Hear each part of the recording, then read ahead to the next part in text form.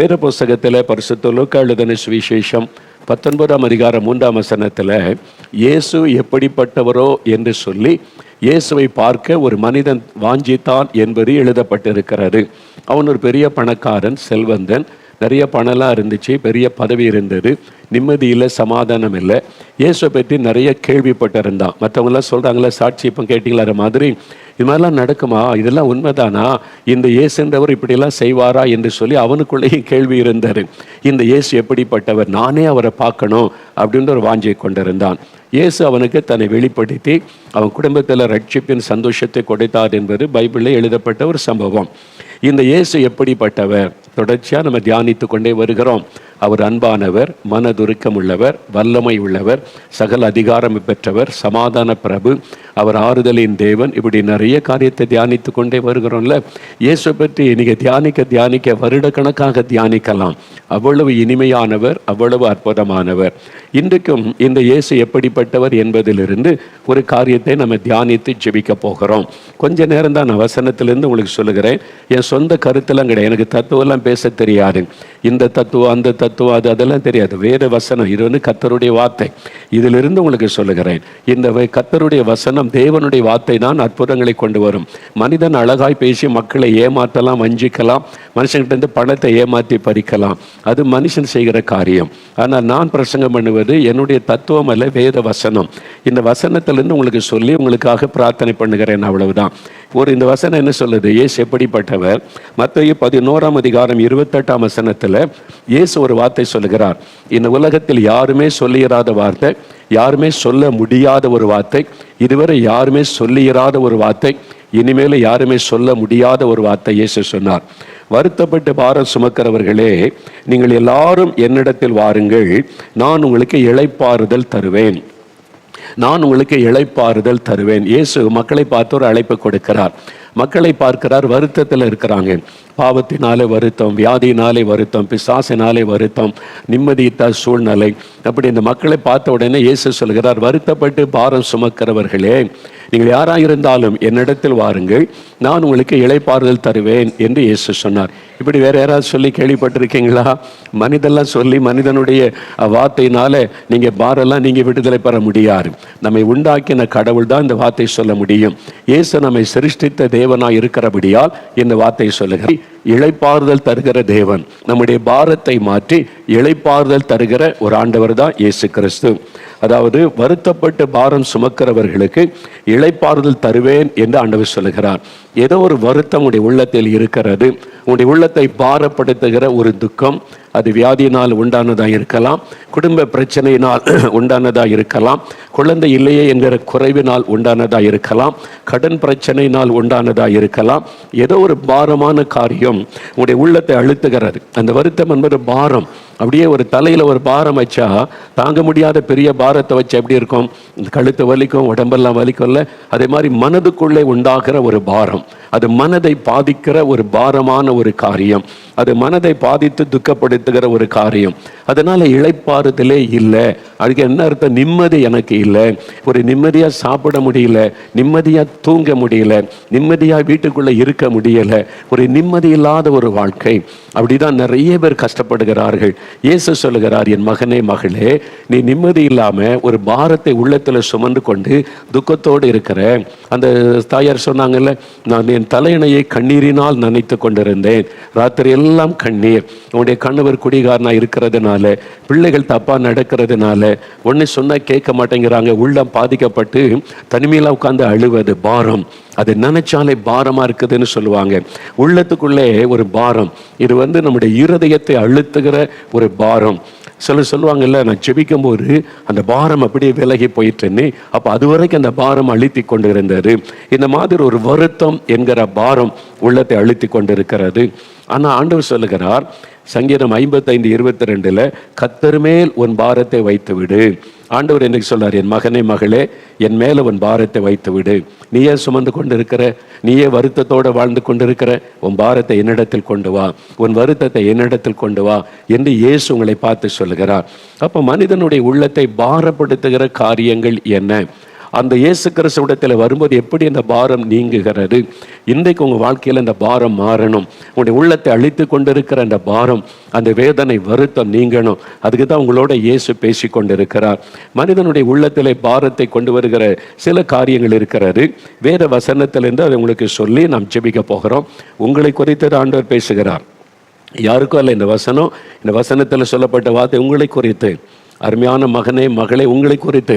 வாலிப தம்பி, வாலிப மகளே, உன்னை குறித்து தான் ஆண்டவர் பேசுகிறார். உன் உள்ளத்தில் வெளியே சொல்ல முடியாத பாரம் ஒன்று இருக்குது இல்லை?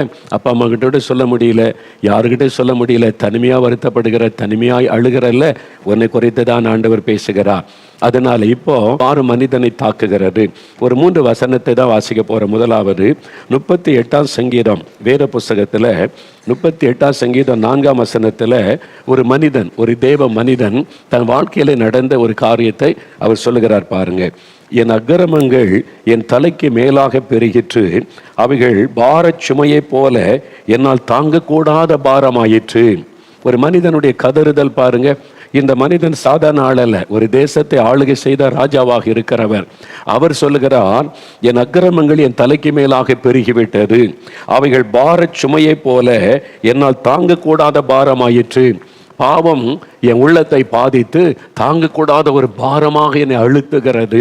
அக்கிரமங்கள், என்னுடைய மீறுதல்கள், என்னுடைய பாவங்கள். ஒரு மனிதனுடைய உள்ளத்தை பாதிக்கிற முக்கியமான ஒரு காரியத்தில் ஒன்று பாவம். அது அவனுடைய உள்ளத்தை பாதித்து பாரமாய் அழுத்தி கொண்டே இருக்கும்.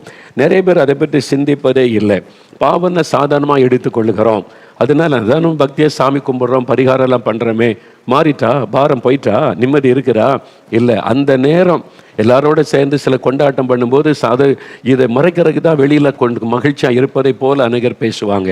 நீங்கள் தனியாக இரவிலே படுக்க போகும்போது உங்கள் உள்ளத்தை யோசித்து பாருங்க, நிம்மதி இருக்கிறா, சமாதானம் இருக்கிறா? வெளியில் எல்லாரோட நீங்கள் சந்தோஷமாக இருக்கிற மாதிரி நடிக்கிறீங்க, அவ்வளவுதான். உங்களுடைய உள்ளத்தில் இருக்கிற பாரத்தை மறைக்கிறதற்கு வெளியே கொண்டாட்டங்கள், சந்தோஷங்கள், ஜாலியாக பேசுகிறீங்க, எல்லாமே இருக்கிறீங்க. ஆனால் தனியாக உங்களுடைய படுக்கைக்கு போகும்போது, நீங்கள் தனிமையாக இருக்கும்போது உங்களுடைய உள்ளத்தில் நிம்மதி இருக்கிறா, சமாதானம் இருக்கிற? அங்கே தான் நீங்கள் உணர முடியும் உங்களுடைய உள்ளத்தில் சந்தோஷம் இருக்குதா, பாரம் இருக்குதான்னு சொல்லி. இதை மறைக்கிறதற்கு தான் நிறைய பேர் வெளியில் சந்தோஷமாக இருப்பதை போல பல கேளிக்கைகளில் ஈடுபடுகிறாங்க, குடிக்கிறாங்க, வெறிக்கிறாங்க, ஜாலியாக இருக்குன்னு சொல்கிறாங்க, உலக சிற்றின்பத்தை அனுபவிக்கிறாங்க. சிலர் பக்தியில் அங்கே போகிறேன், இங்கே போகிறேன், இதை செய்கிறேன்னு சொல்லி தேடி தேடி பார்க்குறாங்க. ஆனால் இரவு படுக்கையில் நீங்கள் தனியாக போகும்போது நிம்மதியாக இருக்க முடியுதான்னு யோசித்து பாருங்கள். அங்கே தான் அந்த பாரத்தை நீங்கள் உணர முடியும். அங்கதான் உடைய மனசாட்சி உங்களோட பேசக்கூடிய நேரமாக இருக்கும். அதனால இதை நம்ம அறிந்து கொள்ளணும். ஒரு உண்மை சம்பவத்தை நான் சொல்றேன். ஏற்கனவே நான் சொல்லியிருக்கிறேன் சில வருஷத்துக்கு முன்னால. அதாவது 1970 என்று நினைக்கிறேன். நான் சென்னையில் இருந்த சமயம், ஸ்கூலில் படித்து கொண்டிருந்த சமயம், செய்தித்தாளிலே ஒரு செய்தி வரும். என்ன செய்தின்னா, விஷ ஊசி வழக்கு என்ற ஒரு வழக்கு சென்னை உயர்நீதிமன்றத்தில் ஒரு வழக்கு வந்தது. அது ரொம்ப பிரபலமான ஒரு வழக்கு. அந்த காலம் எங்கும் பேசப்பட்ட விஷ ஊசி வழக்கு, அதுக்கு பேர். அதனால் என்ன நடக்குதுன்னு ஒவ்வொரு நாள் அதனுடைய ஸ்டோரி எல்லாம் அந்த நீதிமன்றத்தில் சாட்சிகளை விசாரித்து பத்திரிகையில் வந்து கொண்டே இருக்கும். அந்த நாட்கள் அவளோடு அதை வாசிப்பது உண்டு. அது என்ன சம்பவம் என்று சொன்னால், சென்னையில் இருக்கிற ஒரு 4-5 பேர் சேர்ந்து இந்த சென்னை பட்டணத்துக்கு பிஸ்னஸ் செய்ய வர்றாங்கல்ல, லட்சக்கணக்கான பணத்தோட வியாபாரிகள் பல மாவட்டத்திலேருந்து வருவாங்க. திருநெல்வேலி, தூத்துக்குடி, கோயம்புத்தூர், தருமபுரி, பல இடத்துலேருந்து. சென்னை தானே முக்கியமான ஸ்தலம். அந்த நாட்களில் வருவாங்க. அந்த பணத்தை கொள்ளையடிக்கணும், நம்ம சீக்கிரமாக பணக்காரன் ஆகணுன்ற ஒரு ஆசையினால் ஒரு பிளான் பண்ணி அதில் ஒரு இந்த மருந்தகம் வைத்திருக்கிற, மெடிக்கல் ஷாப் வைத்திருக்கிற நபரும் சம்மந்தப்பட்டவர். எனக்கு இப்பவுமே ஞாபகத்தில் இருக்கிறது. அது அவங்க என்ன பிளான் பண்ணுவாங்கன்னா, கவர்மெண்ட் ஆஃபீஸர்ஸ் மாதிரி ட்ரெஸ் பண்ணி கொள்வாங்க. இந்த வியாபாரிகள் லாட்ஜில் தங்குவாங்க. எக்மோரில், பவுண்டோட் பக்கம் அங்கெல்லாம் ஹோட்டலில் தங்குவாங்கல்ல. இவங்க முன்கூட்டி எல்லாம் அறிந்து கொண்டு கரெக்டாக ஒரு ஆஃபீஸர்ஸ் மாதிரி ரூமுக்குள்ளே போவாங்க. நாங்கள் இன்கம் டேக்ஸ் ஆஃபீஸர்ஸ் வந்திருக்கிறோம், இந்த பணம் உங்கள் கையில் எப்படி வந்தது, இதுக்கு என்ன அக்கௌண்ட்டுன்னா, அது அவங்க அக்கௌண்ட்டு வச்சுருப்பாங்க. திருநெல்வேலியில், கோயம்புத்தூரில், அவங்க சொந்த ஊரில் எல்லா அக்கௌண்ட்டு புக்கை தூக்கிட்டு வருவாங்க. அவங்க சொல்லுவாங்க, இருக்கு, நான் அதெல்லாம் நம்ப முடியாது, உங்களை ஆஃபீஸில் கொண்டு போய் விசாரிக்கணும், இன்கம் டேக்ஸ் ஆஃபீஸுக்கு வாங்க, பணத்தை வேணால் எடுத்துக்கொள்ளுங்கன்னு பெட்டியில் வச்சு எடுத்து காரில் பயமுறுத்தி காரில் ஏற்றி கொண்டு போவாங்க. இந்த பக்கம் அந்த பக்கம் ஆட்கள் உட்காந்து கொள்ளும். கார்லேயே மிரட்டுவாங்க. உண்மையை சொல்லிட்டா நாங்கள் ஒரு சின்ன ஃபைனோடு விட்டுருவோம், இல்லாட்டா அவ்வளோதான் மிரட்டுவாங்க. அவர் உண்மை தான் சொல்லுவார். இது நான் சம்பாதித்த பணம், எல்லாத்துக்கும் அக்கௌண்ட் இருக்கிறது, கொள்முதல் பண்ண வந்திருக்கிறேன்னு சொன்னாலும் எங்களால் நம்ப முடியாது. உங்கள்கிட்ட இந்த உண்மையை வர வைப்பதற்கு நாங்கள் ஒரு இன்ஜெக்ஷன் கொடுக்க போகிறோம், இந்த மருந்து மூலமாக நீங்கள் உண்மையை பேசிடுவீங்கன்னு சொல்லி அவருடைய சரீரத்தில் இன்ஜெக்ட் பண்ணுவாங்க. அது பாய்சன், விஷம். அந்த காருக்குள்ளேயே அவர் மரித்து விடுவார். அந்த பணத்தை எடுத்துக்கொள்வாங்க. இவங்க என்ன பண்ணுவாங்கன்னா, சென்னையை தாண்டி அங்கே உள்ள ஆந்திர பார்டர் தாண்டி அந்த ஆந்திர பார்டருக்கெல்லாம் உள்ளே கொண்டு போய் அந்த சரீரத்தில் பெட்ரோலை ஊற்றி தீ கொளுத்தி எரிச்சிருவாங்க. அடையாளம் தெரியாத மாதிரி பண்ணிடுவாங்க. அப்போ அந்த பணத்தை எடுத்துக்கொள்ளும். இதை மாதிரி பல பேர் கொல்லப்பட்டாங்க, 1-2 பேர் அல்ல. அங்கே பணம் இங்கே பணம்னு சொல்லுவாங்க. என்ன அது ஆந்திரா, இது தமிழ்நாடு, பல குழப்பங்கள். ஆனால் போலீஸ் தமிழ்நாட்டிலேருந்து தான் போயிருக்கன உடனே போலீஸ் அலர்ட் பண்ணப்பட்டது. நிறைய பிரயாசப்பட்டால் கண்டுபிடிக்க முடியலை. லட்சக்கணக்கை கொள்ளையடிச்சிட்டாங்க. இந்த 4-5 பேர் பெரிய பணக்காரன் ஆகிட்டாங்க. சொந்த வீடு வாங்கிட்டாங்க, கார் வாங்கிட்டாங்க, வசதி ஆகிட்டாங்க, சம்பரமமான ஒரு வாழ்க்கை வாழ்ந்தாங்க. அவ்வளோதான். சில நாட்கள் அந்த கொலை நடந்தது. அப்புறம் அமைதியாகி விட்டார். அப்புறம் ஒன்றுமே இல்லை. அதுக்கு போதுமானவளை சம்பாதிச்சுட்டாங்க. போலீஸால் என்ன நடந்தது யார் என்று கண்டுபிடிக்கவே முடியவில்லை. ஆனால் சில மாதங்கள் கழித்து திடீரென்று ஒரு நாள் ஒரு மனிதன் சரணடைந்தான். ஒரு மனிதன் சரணடைந்து போலீஸ் ஸ்டேஷனில் இந்த கொலைகளுக்கெல்லாம் முக்கியமான காரணம் நான் தான் என்று அவனாகவே சரணடைந்து சம்பந்தப்பட்ட எல்லாரும் கைது செய்யப்பட்டாங்க. எங்கெங்கே கொலை நடந்தது எல்லாத்தையும் அவன் சொல்லிவிட்டான். நீதிமன்றத்திலே வழக்கு வந்தது. அதனால தான் அதுக்கு பெயர் விச ஊசி வழக்கு என்பதாக. அப்போ அந்த கடைசியாக நீதிபதி அவனை பார்த்து ஒரு கேள்வி கேட்டார். அதுதான் இன்றைக்கி எனக்கு மறக்க முடியாதது. செய்தித்தாளில் அதெல்லாம் வந்திருந்தது. நீதிபதி கேட்டார், நீங்கள் தான் கொலையாளி என்று போலீஸ் உங்களை சந்தேகப்படவும் இல்லை, யாருன்னே கண்டுபிடிக்க முடியலை. நீங்கள் அந்த கொலையெல்லாம் முடித்து சில மாதங்கள் கடந்து விட்டது, அமைதியாக உங்கள் வாழ்க்கையை வாழ்ந்து கொண்டு இருந்தீங்க. இப்போ உங்கள் மேலே சந்தேகப்படவும் இல்லை, போலீஸ் உங்கள் பக்கமாக வரவும் இல்லை. பிறகு எப்படி நீங்களாக சரண் அடைந்தீர்கள் என்று ஒரு கேள்வி கேட்டார். அதுக்கு அவர் சொன்ன பதில் என்ன தெரியுமா? அந்த மனிதன், அவன் தான் கீ பர்சன், முக்கியமான ஆள். அவன் சொன்னான், நான் கொள்ளையடித்த லட்சக்கணக்கான பணம் வந்தது. நான் புதுசாக ஒரு வீடு வாங்கிட்டேன், கார் வாங்கிட்டேன், நல்ல சம்பரமான வாழ்க்கை. அதை தினசரி நான் இரவு நேரம் என் படுக்கைக்கு போகும்போது நான் கொலை செய்த மக்களுடைய உருவங்களின் கண்முன்னால் நிற்கும். என் மனசாட்சி என்னை வாதிக்கும். நான் செய்த பாவம் அப்படியே என்னை அழுத்த ஆரம்பித்தது, பாரமாய் அழுத்த ஆரம்பித்தது. சமாதானம் போய்விட்டது, நிம்மதி போய்விட்டது. பகலை ஒன்றும் தெரியாது, ஃப்ரெண்ட்ஸோடு இருப்பேன், நண்பர்களோடு இருப்பேன், போவேன் வருவேன். இரவு நான் தனிமையாய் படுக்க போகும்போது என் மனசாட்சியில் அந்த பாவம் பாரமாய் என்னை அழுத்தம். சிலர் காருக்குள்ளேயே நாங்கள் கொலை செய்ய போவதை அறிந்து கொண்டு கத்துவாங்க, எனக்கு மனைவி இருக்காங்க, பிள்ளைகள் இருக்காங்க, பணத்தை வேணால் எடுத்துக்கொள்ளுங்க, என்னை விட்டு விடுங்கன்னு சொல்லுவாங்க. இவனை விட்டு விட்டால் போலீஸுக்கு அகப்பட்டு கொள்வோம் என்று நாங்கள் கொடூரமாய் கொலை செய்கிறோம். அந்த முகமெல்லாம் கண்முன்னால் நிற்கும். அதனால் தூங்க முடியாது. நான் இந்த பாவத்துக்கு ஒரு பரிகாரம் செய்யணும்னு சொல்லி அதற்கான ஆட்களெல்லாம் பார்த்து பேசின போது பாவத்துக்கு பரிகாரம் என்னென்ன செய்யணும்னு சொன்னாங்க. எத்தனையோ புண்ணிய ஸ்தலங்களுக்கு போனேன், லட்சக்கணக்காக பல செலவு செய்து பாவ பரிகாரம் செய்தேன். ஆனாலும் என்னுடைய உள்ளத்தில் சமாதான நிம்மதி வரலை. அந்த பாவத்தின் பாரம் என்னை அழுத்த ஆரம்பித்தது. தான தர்மம் பண்ணால் இந்த பாவெல்லாம் போயிருன்னு சொன்னாங்க. நிறைய தான தர்மங்களை செய்தேன், ஆனாலும் போகவில்லை, நிம்மதியே இல்லை. குடிச்சு பார்த்தேன், போதையில் தூங்க போனேன், என் வாழ்க்கையில் நிம்மதியை நான் இழந்துட்டேன். என் மனசாட்சி என்னை பாதிக்க ஆரம்பித்தது. அந்த பாவங்கள் என்னை பாரமாய் தொடர்ந்து வர ஆரம்பித்தது. இப்படி ஒரு தினம் ஒரு நரக வாழ்க்கை வாழ்வதை விட பாவத்தை நம்ம ஒத்துக்கொள்வதுதான் நல்லது என்று சொல்லிதான் என் மனசாட்சியில் அந்த பாவத்தின் பாரம் அழுத்தினதுனால நான் போலீஸில் சரணடைந்தேன் என்பதாய் சொன்னான். இதைத்தான் வேதம் சொல்லுகிறது. தன் பாவத்தை மறைக்கிறவன் வாழ்வடையவே மாட்டான், நிம்மதியாய் இருக்கவே முடியாது.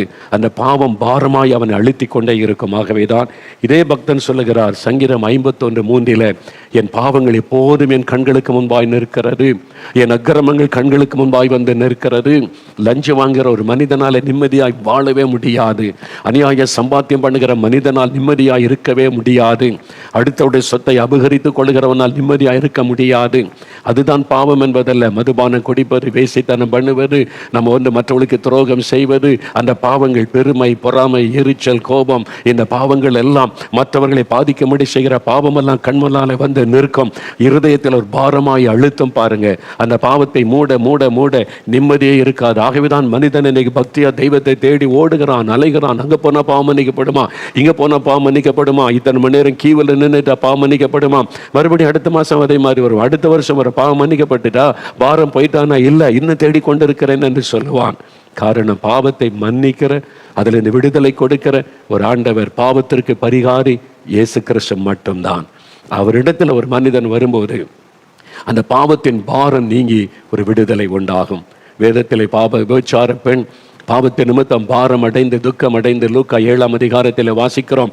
இயேசுவினிடத்தில் வந்து கண்ணீர் விட்டு அழுதால், தன் பாவத்துக்காக மனம் கசந்து அழுத பொழுது இயேசுடைய பாவத்தை மன்னித்து சமாதானத்தை அருளினார். என்றால் அவர்தான் பாவத்திற்கு பரிகாரி. அவரால் தான் அந்த பாவத்தின் பாரத்தை மாற்ற முடியும்.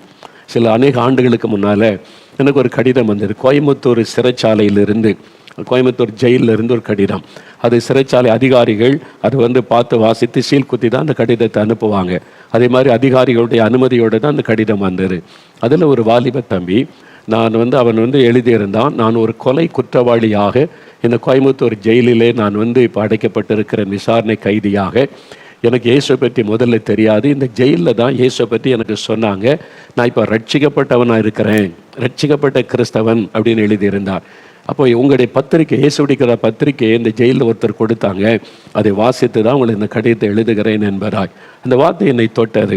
இந்த தம்பியை பார்க்கணுமே என்பதாக நானும் என் மனைவியும் கோயம்புத்தூர் சிறைச்சாலைக்கு சென்று அதுக்கான அனுமதிக்கெல்லாம் கேட்டு அவனை பார்க்க போயிருந்தோம்.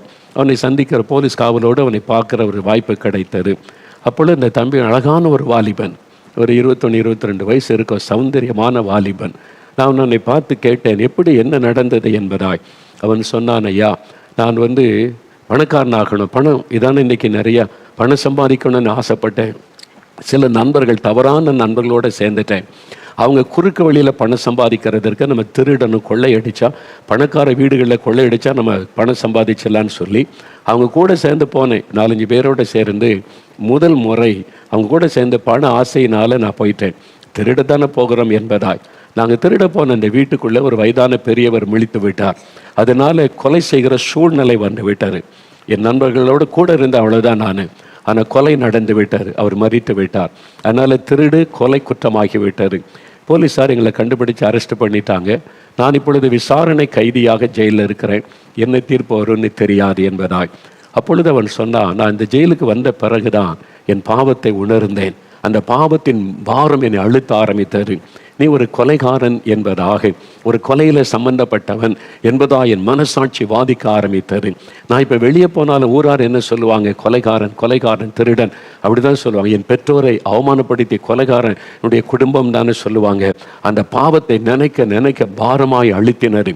இரவும் பகலும் தூக்கமில்லாதபடி என் மனசாட்சி என்னை வாதித்ததனால் அழுது கொண்டே இருப்பேன். ஒரு மூலையில் உட்காந்து அழுவேன். நான் இப்படி ஒரு பாவம் செய்துட்டேனே, இப்படி தப்பு பண்ணிட்டேனேன்னு சொல்லி நிம்மதி இல்லாமல் இருந்தேன். யார் என் பாவத்தை மன்னிப்பாங்க, யார் எனக்கு ஒரு விடுதலை தருவாங்கன்னு பல கேள்விகள். நான் நம்பின தெய்வங்களெல்லாம் கூப்பிட்டு பார்த்தேன், தப்பு பண்ணிட்டேன் உதவி செய்யுங்கன்னு சொல்லி. எங்கும் எனக்கு பதில் இல்லை. அப்போ ஞாயிற்றுக்கிழமையில் அங்கே உள்ள கிறிஸ்தவங்களுக்கு ஒரு ஆராதனை நடக்கும். கூட்டம் விரும்பினவங்க பங்கு பெறலாம், கைதிகள். அந்த நாட்களில் கிறிஸ்தவ ஊழியர்கள் பாட்டு பாடி பைபிள்லேருந்து வசனம் சொல்லுவாங்க. சிலர் போவாங்க, நிறைய பேர் போக மாட்டாங்க. அந்த கூட்டம் நடக்கும்போது நான் அந்த கூட்டத்துக்குள்ளே போகலை, தூரத்தில் உட்காந்து என்னதோ பாட்டு பாடுறாங்கன்னு கவனித்து கொண்டு இருந்தேன். ஆனால் அந்த பிரசங்கியார் பிரசங்கம் பண்ணும்போது பாவத்தை மன்னிக்கிற ஒரு கடவுள் இருக்கிறார், பாவத்தின் பாரத்தை மாற்றுகிற ஒரு கடவுள் தான் இயேசு.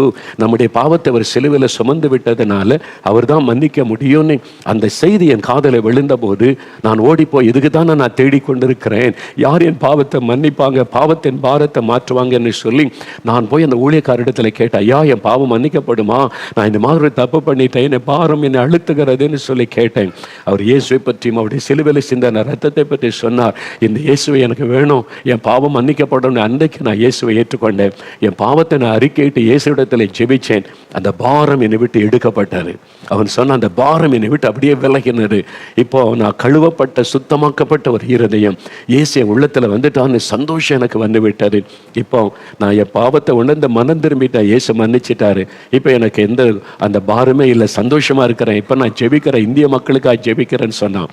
சரி, இப்போ உனக்கு நீதிமன்றத்தில் என்ன தீர்ப்பு சொல்லுவாங்க, விசாரணை கைதி தானேன்னு கேட்டோம். அவன் சொன்னான், இப்போ என்ன தீர்ப்பு சொன்னாலும் எனக்கு பயம் இல்லையா, என் பாவத்தை இயேசு மன்னிச்சிட்டார், நான் பாவம் செய்தது உண்மை, அந்த பாரத்தை மாற்றிட்டார். இப்போ எனக்கு தூக்கு தண்டனை கொடுத்தா கூட நான் ஏற்றுக்கொள்ள சந்தோஷமா இருக்கிறேன். ஏன்னா நான் மரிச்சா பரலோகத்தில் இயேசோடு இருக்கின்ற நிச்சயம் எனக்கு இருக்குது. மலர்ந்த முகத்தோடு சந்தோஷமாய் சொன்னான். இதுதான் இயேசு கிறிஸ்து கொடுக்கிற பாவ மன்னிப்பின் சந்தோஷம். இதுதான் பாவத்தின் பாரத்தில் இன்று விடுதலை பெற்று மகிழுகிற ஒரு அனுபவம். உங்களுக்கு இருக்குதா இந்த அனுபவம்? நான் ஒன்றும் கொலைகாரம் இல்லைன்னு நினைக்கலாம். அதாவது நீங்கள் சகோதரனை மூடனே நீ திட்டினாலும் கூட கொலை பாதகம் தான் பைபிளில் சொல்லப்பட்டு இருக்கிறது. நீங்கள் அடுத்தவங்களை காயப்படுத்துவது கூட கொலைக்கு சமம். என்பதாகத்தான் பார்க்கிறோம். ஒரு பெண்ணை இச்சையோடு பார்த்தாலே விபச்சாரக்காரன் என்று வேதம் சொல்லுகிறது. அப்போ இதெல்லாம் பாவம் தானே? அந்த பாவத்தை விட்டு, மதுபானத்தை விட்டு, போதை வஸ்துகளை விட்டு மனம் திரும்பி என்னை மன்னிச்சிருங்க, விடுதலை கொடுங்க இயேசுவேன்னு கேட்டால் அவர் ஒருவர் தான் மனிதனுடைய பாவத்தை மன்னிக்க வல்லமை உள்ளவர். நீங்கள் நம்புகிற தெய்வம் உங்களுடைய பாவ மன்னிப்புக்காக என்ன செய்ததுன்னு ஒரு கேள்வி கேட்டு பாருங்க. எப்படி மன்னிக்க முடியும்? பாவத்துக்கு என்ன பரிகாரம் செய்யப்பட்டு இருக்கிறது? மனிதர்கள் நிறைய காரியம், மனிதனுக்கு பாவ மன்னிப்பு வேண்டும்னு விரும்புகிறதுனால பாவத்துக்கு பரிகாரம்னு பல காரியத்தை சொல்லி சொல்லி சொல்லி மக்கள் அப்படியே தப்பா நடத்துறாங்களே தவிர உண்மையான பாவமன்னிப்பை பெற்றுக்கொள்வது என்பது இயேசு கிறிஸ்துவிடத்தில் வரும்போது உண்டாகிற சந்தோஷம். இயேசு சொல்லுகிறார், என்னிடத்திலே வா, பாரம் சுமந்து இழைத்து போனாயா என்று ஆண்டவர் அழைக்கிறார். பாவி என்று யாரையும் அவர் புறம்பே தள்ள மாட்டார். நீ வரும் பாவம் மன்னிக்கப்படுவது மாத்திரமல்ல, வாழ்க்கை மாறிவிடும். அதன் பிறகு பாவம் செய்யாதபடி உங்களை பாதுகாத்து நடத்த அவர் வல்லமை உள்ள தேவன். இரண்டாவது, மனுஷனுடைய உள்ளத்தை பாதிக்கிற இன்னொரு பாரம் பாருங்க. வேத புஸ்தகத்தில் யோபு என்ற ஒரு பக்தன் அவர் தன்னுடைய அனுபவத்தை சொல்லுகிறார். யோபு 6ஆம் அதிகாரம் 2-3 வசனத்தை நான் வாசிக்கிறேன். இந்த வசனத்தை கவனிங்க. என் சஞ்சலம் நிறுக்கப்பட்டு என் நிர்பந்தம் எல்லாம் தராசிலே வைக்கப்பட்டால் நலமாயிருக்கும். அப்பொழுது அது கடற்கரை மணலை பார்க்கிலும் பாரமாயிருக்கும். ஆகையால் என் துக்கம் சொல்லி முடியாதது. ஒரு பக்தன் சொல்லுகிறார், என்னுடைய சஞ்சலம், என் உள்ளத்தில் உண்டாகிற சஞ்சலம் இருக்குதே, அதை தராசில் வைத்து நிறுத்து பார்த்தா கடற்கரை மணலை விட பாரமானது. என் உள்ளத்தில் ஒரு பாரம் அழுத்தி கொண்டே இருக்கிறது. அது சஞ்சலம். சஞ்சலம் அது இருதயம் காயப்பட்டு இருக்கிறது. இருதயம் காயப்பட்டு உள்ளத்துக்குள்ள ஒரு சஞ்சலம் இருக்கு பாருங்க, வெளியில சொல்ல முடியாது. அந்த மாதிரி இருதயத்தில் உண்டான ஒரு பாதிப்பு.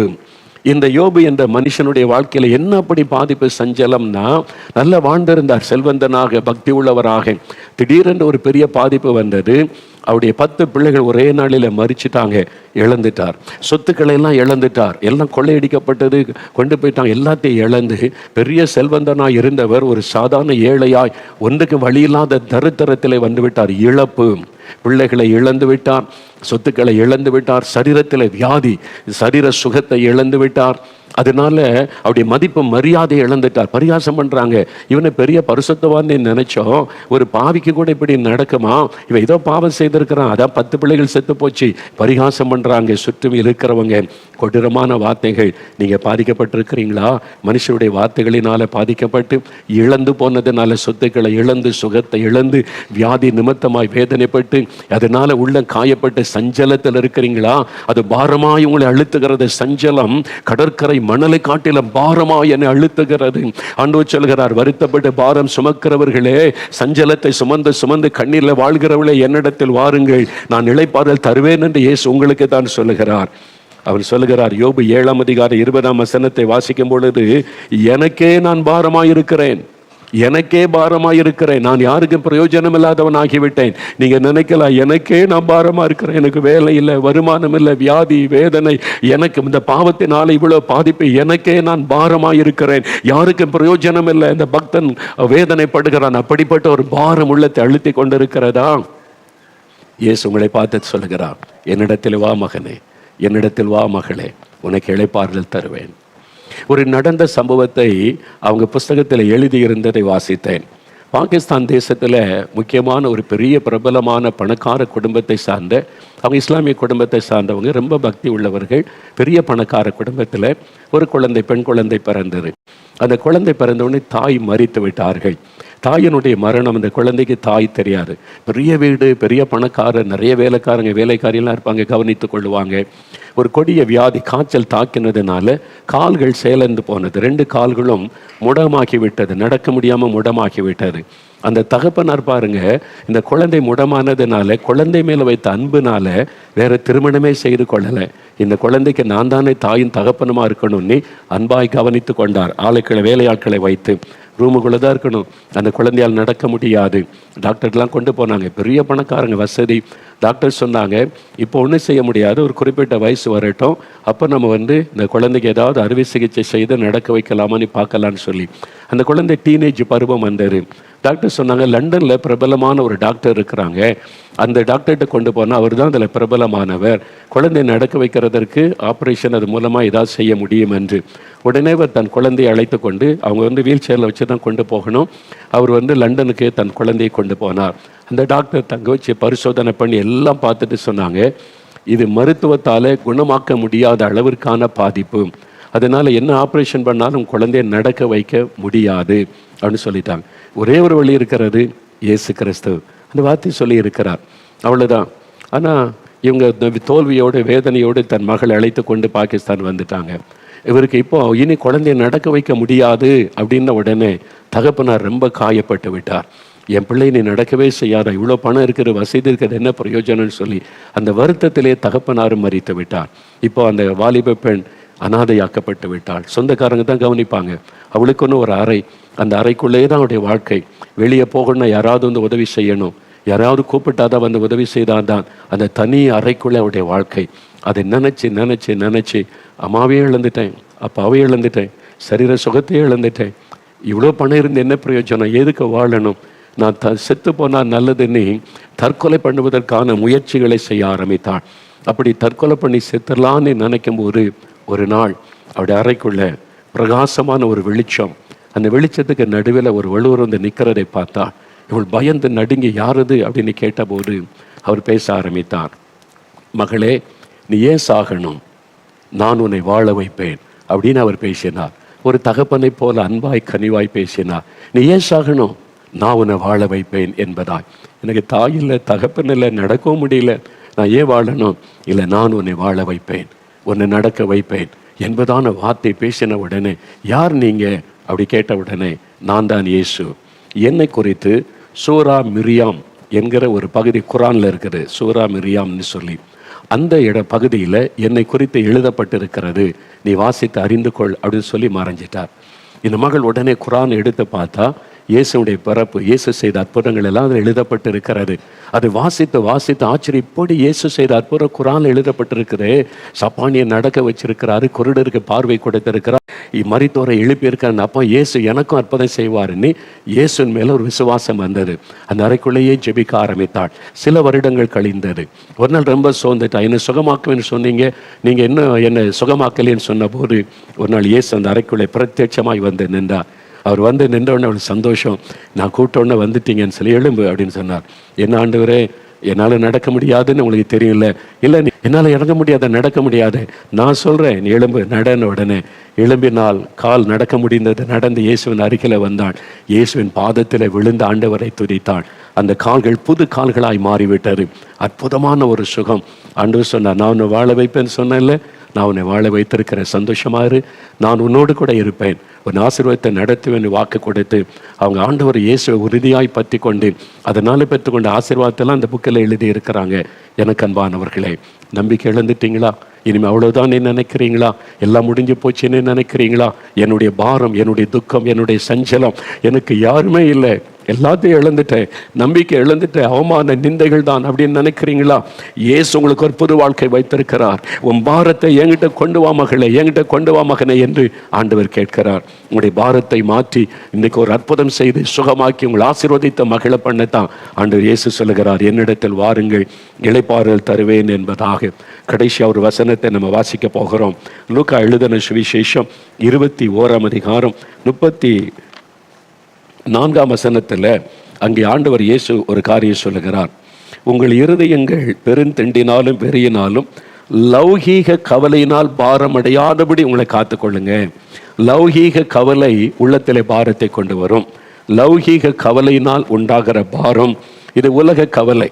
தேவைக்கு என்ன பண்ணுறது, நாளைக்கு என்ன பண்ணுறது, சாப்பாட்டுக்கு என்ன பண்ணுறது, ட்ரெஸ்ஸுக்கு என்ன பண்ணுறது, வருமானம் இல்லையே என்ன பண்ணுறது, கடன் பிரச்சனை இருக்கிற என்ன பண்ணுறது, இது மாதிரி இருக்க தேவைகளை குறித்த ஒரு கவலை, உலக கவலை.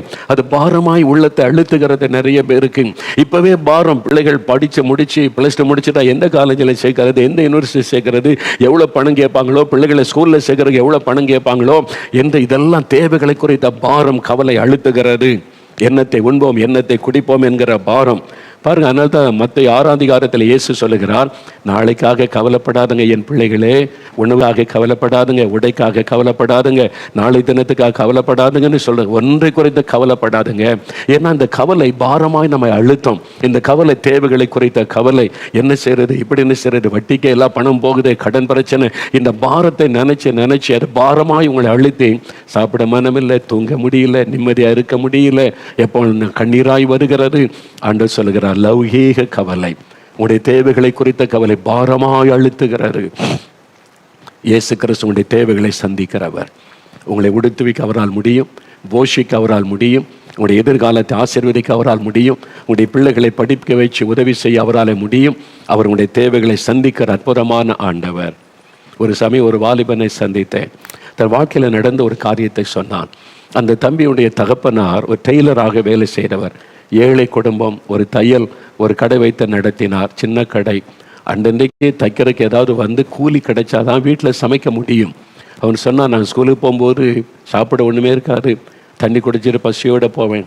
சாயங்காலம் வரும்போது என்னுடைய தகப்பனார் அன்றைக்கு ஏதாவது தையல் வந்து அதில் கூலி கிடைச்சி அரிசி வாங்கிட்டு வருவாங்க.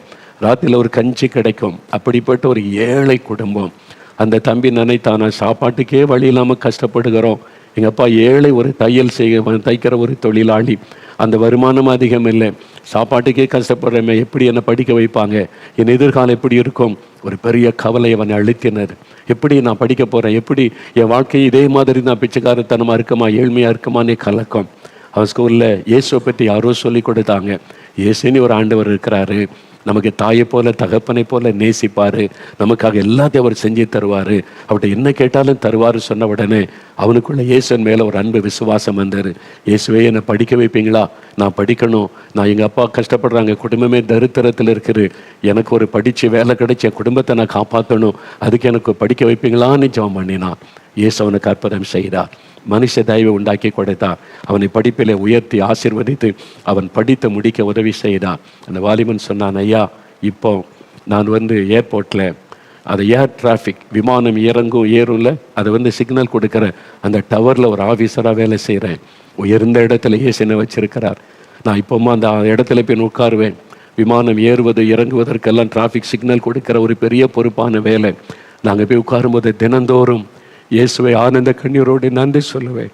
ஏழ்மையாக இருந்தோம், தரித்திரத்தில் இருந்தோம், சாப்பாட்டுக்கே வழி இல்லாமல் இருந்தோம்.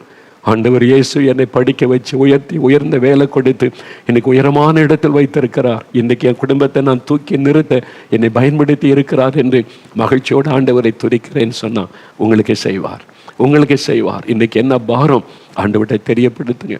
என் பாரத்தெல்லாம் அவர் மாற்றுவார்.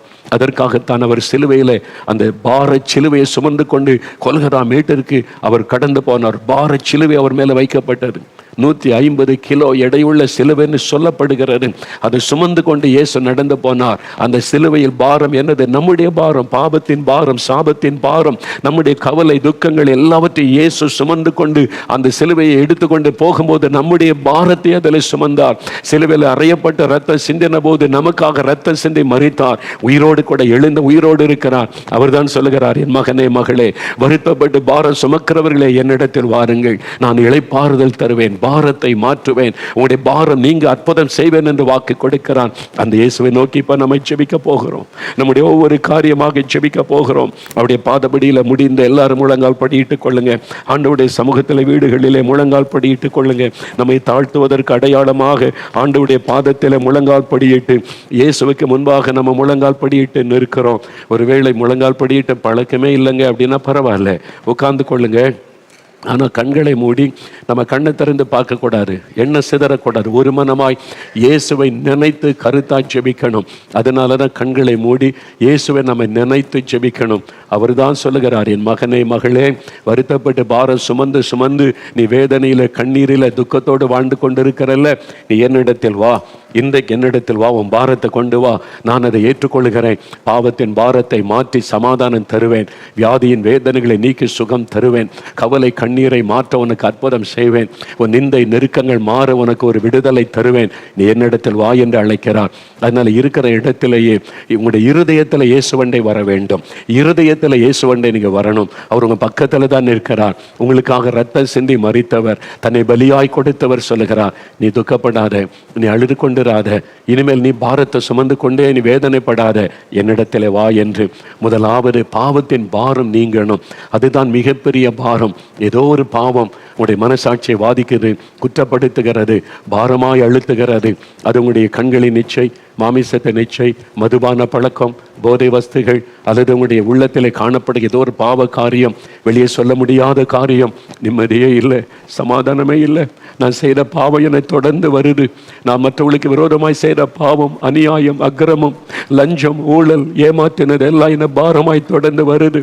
இயேசுவே மன்னியும். தன் பாவத்தை மறைக்கிறவன் வாழ்வடைய மாட்டான், அறிக்கை செய்து விட்டு விடுகிறவன் இரக்கம் பெறுவான். சொல்லுங்க, இயேசுவே மன்னியும், இயேசுவே எனக்கு இறங்கும், இந்த பாவத்தை மன்னித்து எனக்கு விடுதலை தாரும், இந்த பாவத்தின் பாரத்தை மாற்றும், எனக்கு சமாதானம் தாரும். இயேசுவே நான் விசுவாசிக்கிறேன், என் பாவத்தை சிலுவையில் சுமந்தீரே, எனக்காக ரத்தம் சிந்தினீரே. இயேசு கிறிஸ்துவின் ரத்தம் சகல பாவங்களை நீக்கி சுத்திகரிக்க சொல்றாங்களே, அந்த ரத்தம் என்னை கழுவட்டும், என்னை சுத்திகரிக்கட்டும், என் பாவத்தை மன்னிச்சிருங்க, பாவத்திலிருந்து விடுதலை கொடுங்க. இனி இந்த மதுபானம் எனக்கு வேண்டாம், போதை வஸ்துகள் எனக்கு வேண்டாம், இந்த லஞ்சம் வேண்டாம், ஊழல் வேண்டாம், தவறான சம்பாத்தியம் வேண்டாம், இனி ஏமாத்தி சம்பாதிக்கிற அந்த பணம் வேண்டாம், என்னை மன்னிச்சிருங்க, எனக்கு விடுதலை கொடுங்க. இயேசுவே சமாதானம் கொடுங்க, நிம்மதி கொடுங்க, என் பாரத்தை மாற்றுங்க. ஜெபிங்க, ஜெபிங்க. ஐயா ஜெபம் பண்ணுங்க, அம்மா ஜெபம் பண்ணுங்க, ஆண்டவரிடத்தில் அறிக்கையிடுங்க. நீங்க சிறு வயதில் செய்த பாவம், வாலிப வயதில் செய்த பாவம், அதை தொடர்ந்து வருகிறது. அறிக்கையிடுங்க, அறிக்கையிடுங்க. இயேசுவே மன்னியும், இயேசுவே என்னை ரட்சியும், இயேசுவே உம்முடைய இரத்தத்தினால் என்னை கழுவும். ஒரு நிமிடம் ஜெபம் பண்ணுங்க, ஜெபம் பண்ணுங்க. இருதயத்தில் கை வைத்து ஜெபிங்க. இயேசுவே உங்க இரத்தத்தினால என் இருதயத்தை கழுவுங்க, பாவமற என்னை கழுவி சுத்திகரிங்க. இயேசுவே என் இருதயத்தில் நிம்மதி வேணும், சமாதானம் வேணும், இருதயத்தில் இருக்கிற பாவத்தின் பாரம் என்னை விட்டு விலகணும். இந்த பாரத்தை எடுத்து போடுங்க, குற்ற மனசாட்சியை எடுத்து போடுங்க, உங்க ரத்தத்தினால என்னை கழுவுங்க. ஜெபிங்க, ஜெபிங்க. மகனை ஜெபம் பண்ணு, மகளே ஜெபம் பண்ணு, வாலிப தம்பி, வாலிப மகளே ஜெபம் பண்ணு. இனி எவ்வளவு நாள் பாவத்தை மறைச்சு மறைச்சு நிம்மதி இல்லாம வாழ போகிறாய்? தனிமையிலே ரூமிலே அழுகிறாய், கலங்குகிறாய், வாழ்வதை விட மறித்து விட்டால் நல்லது என்று எண்ணுகிறாய், பாவத்தை விட முடியல. இயேசு உனக்கு விடுதலை கொடுக்க வந்திருக்கிறார். ஒப்பகொடு, ஒப்பகொடு, மகளை ஒப்பகொடு, மகனை ஒப்பகொடு. இயேசுவே, இயேசுவே உம்முடைய ரத்தத்தினால் என்னை கழுவும். ஜெபம் பண்ணு, ஜெபம் பண்ணு தம்பி, மகளே ஜெபம் பண்ணு. ஐயா ஜெபம் பண்ணுங்க. ஐயா குடி பழக்கத்தில் இருந்து விடுதலை வேணும்னு கேளுங்க. இந்த போதை வஸ்திலிருந்து இயேசுவே விடுதலை வேணும், எனக்கு சமாதானம் வேணும்னு கேளுங்க, நிம்மதி வேணும்னு கேளுங்க. ஆண்டவர் இயேசு கிறிஸ்துவின் ரத்தம் இப்பொழுது உங்களுடைய இருதயத்தை கழுவி சுத்திகரிக்கிறது, பாவத்தின் பாரம் விலகுகிறது, விடுதலை உண்டாகிறது. இயேசுவே, இயேசுவேன்னு சொல்லுங்க. இயேசுவே, இயேசுவே உங்க ரத்தத்தினால என்னை கழுவுங்க, எனக்கு விடுதலை தாங்க. இயேசுவின் பெயரை சொல்லி கோப்படுகிற ஒவ்வொருவருக்கு ரட்சிப்பு, விடுதலை உண்டாகிறது, விடுதலை உண்டாகிறது. இப்ப விடுதலை உண்டாக. கடன் பிரச்சனையை மாற்றுங்க ஆண்டவரே, பண பிரச்சனையை மாற்றுங்க, வேலைக்கு வழி தரன்னு கொடுங்க, வியாபாரத்தை ஆசீர்வதிங்க ஆண்டவரே, இழந்து போனதை திரும்ப கொடுத்து ஆசீர்வதிங்க, ஆவிக்குரிய வாழ்க்கையில் ஆசீர்வதிங்க, பலப்படுத்துங்க, சோர்வுகளை மாற்றுங்க, ஜெப ஆவியை கொடுங்க. எல்லா தடைகளும் இன்றைக்கு விலகட்டும் இயேசுவின் நாமத்தினாலே. குடும்பங்கள் ஆசீர்வதிக்கப்படட்டும், குடும்பத்துக்குள்ளே காணப்படுகிற சமாதான குறைவுகள் மாறட்டும், சமாதானத்துக்கு எடுக்கிற ஆவியின் கிரியைகள் அழிக்கப்படட்டும். ஒரு மாற்றம், ஒரு விடுதலை, ஆசீர்வாதம், சமாதானம் உண்டாகட்டும், கற்பத்தின் ஆசீர்வாதம் உண்டாகட்டும். குழந்தை செல்வத்தை அருளி செய்து ஆசீர்வதியும் ஆண்டவரே, பிள்ளைகளுடைய படிப்பில் வெற்றிகளை கொடுத்து ஆசீர்வதியும், மேல் படிப்பிற்கு வழிகளை திறந்து பிள்ளைகளுக்கு உதவி செய்யும், பண தேவைகளை சந்தியும் இயேசுவின் நாமத்தில். ஆசீர்வாதம், டிப்ரெஷன் எல்லாம் மறையட்டும் இயேசுவின் நாமத்தில். மன அழுத்தங்கள் எல்லாம் மாறட்டும், ஒவ்வொருவருக்கும் அற்புதம் நடப்பதாக. நாங்கள் இத்தனை லட்சம் பேர் இணைந்து இந்த பிள்ளைகளுடைய ஆசீர்வாதத்திற்காக, அற்புதங்களுக்காக ஜெபிக்கிறோம். இயேசு கிறிஸ்துவின் நாமத்தில் அற்புதம் நடக்கட்டும். நீர் செய்து விட்டதற்காய் ஸ்தோத்திரம், உமக்கு ஸ்தோத்திரம், உமக்கு நன்றி. நாங்கள் விசுவாசிக்கிறோம். எல்லா வலதுகரம் உயர்த்தி ஒரு நிமிடம் அப்படியே துதிங்க. இயேசுவே ஸ்தோத்திரம் சொல்லுங்க. எங்களுடைய பாரத்தை மாத்திட்டீங்க, விடுதலை தந்துட்டீங்க. இயேசுவே ஸ்தோத்திரம், இயேசுவே ஸ்தோத்திரம் சொல்றீங்களா? சொல்றீங்களா? இயேசுவே உமக்கு ஸ்தோத்திரம், இயேசுவே உமக்கு நன்றி, இயேசுவே நாங்கள் உம்மை துதிக்கிறோம், இயேசுவே உமக்கு நன்றி சொல்லுகிறோம். நீங்க ஜெபத்தை கேட்டீங்க, சுகம் கொடுத்துட்டீங்க, விடுதலை கொடுத்துட்டீங்க. நன்றி. மனதார நாங்கள் உம்மை துதிக்கிறோம், துதிக்கிறோம், துதிக்கிறோம். பெற்றுக்கொண்டோம் என்று விசுவாசிக்கிறோம். இயேசு கிறிஸ்துவின் நாமத்தில் ஜெபிக்கிறோம் பிதாவே. ஆமென், ஆமென்.